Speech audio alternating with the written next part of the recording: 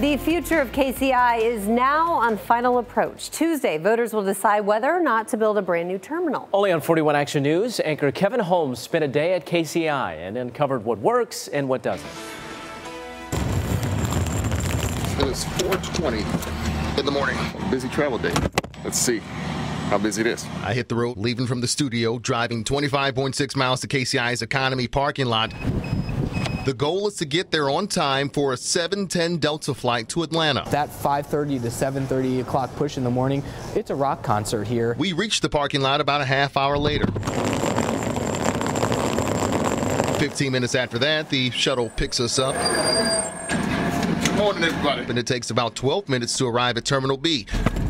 Pretty typical, these passengers say, even on a Monday morning, one of the busiest travel times of the week.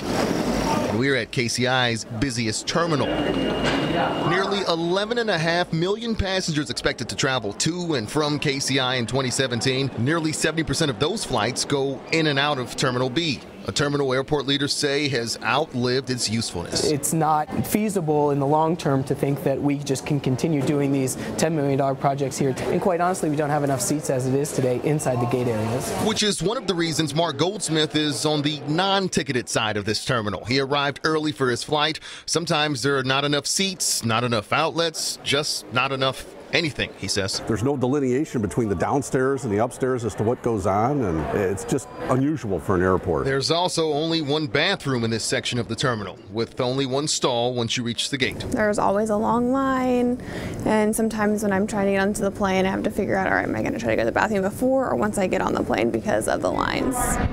Airport leaders say that will change with the new single terminal airport. We arrived at our gate, not exactly witnessing the rock concert of a typical Monday. Steady. Airport and airline leaders admit it's slower than usual, but on days when these gates are rocking, these two in particular, it can be a nightmare.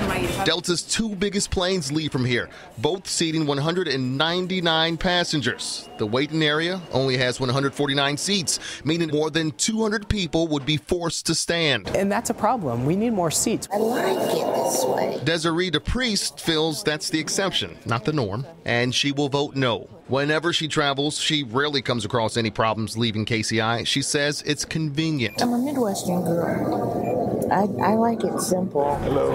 Hi. It is now 6:30. Boarding begins for that 7:10 flight. No major problems for making this flight.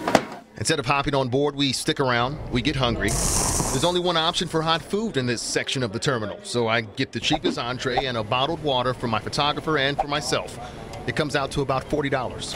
Airport leaders say a new airport also means more food options, something not everyone wants on their plate right now. Sorry, there's not some five-star restaurant. I could get over that for the convenience. As the day goes on, we didn't come across any major snags or roadblocks. In many ways, a day at KCI is like a day at any other airport except for the aforementioned. Getting off a flight for the first time here can be kind of confusing as we witness the look on some faces.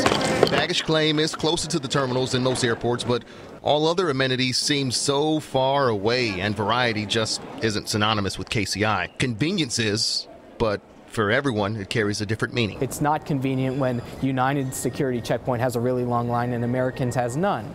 Right? That's not convenient for the United flyer. We're looking to solve those. I like coming in and getting right on my plane. I like the convenience. At KCI, Kevin Holmes, 41 Action News. Once again, the vote is on Tuesday. To take a look at KCI over the years, we put together a gallery of pictures dating back to the airport's opening in 1972. Just visit our website right now, kshb.com.